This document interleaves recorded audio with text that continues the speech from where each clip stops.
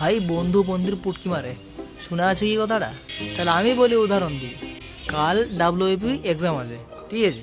এবার দূর থেকে কোনো এক লিঙ্ক দিয়ে খবর আসলো যে প্রশ্নপত্র লিক হয়ে গেছে, ঠিক আছে? তো সেই উত্তর জানতে গেলে ভাই 5,000 টাকা লাগবে, আর তুমি রাজি হয়ে গেলা। এবার তোমাকে কিন্তু 5,000 টাকা তুলতে হবে যেই করে হোক। এবার তুমি কি করলা? আর দুটো বন্ধুকে বললা, ভাই তোরাও তো ফর্ম ফিল আপ করেছিস, কিন্তু ব্যাপার হচ্ছে দেখ চারিদিক দিয়ে তো 8-9 লাখ টাকা 10 লাখ টাকা এরকম ঘুষ চারিদিকে চলছে। এবার আমার এক চেন দিয়ে ভাই আমি তোকে উত্তর দিয়ে দেবো, কিন্তু তার জন্য ভাই 50,000 টাকা লাগবে ভাই। তুই রাজি আছিস? ও চিন্তা ভাবনা করবে যা সালা হঠাৎ এরকম খবর, 50,000 টাকা 50,000 টাকা। তখন আমার ভাই আমি 50,000 টাকা পারবো না ভাই, আমার কাছে 30,000 আছে।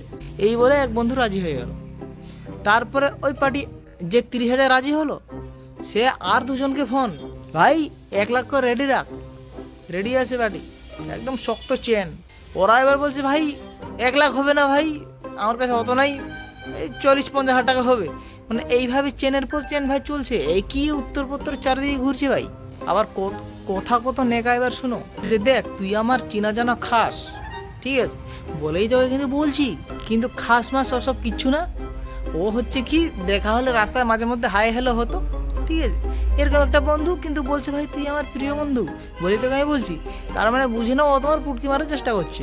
তো তাদেরকে বলি ভাই, অত শত এইদিকে ওদিকে কান খবর না দিয়ে, ঠিক আছে, মনোযোগ দিয়ে পড়তেটা বস।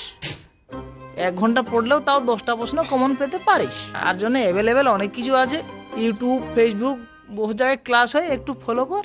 যদি টাকা যদি চুলকায় তাহলে মারা দিয়ে দাও পদ মারা বন্ধুকে।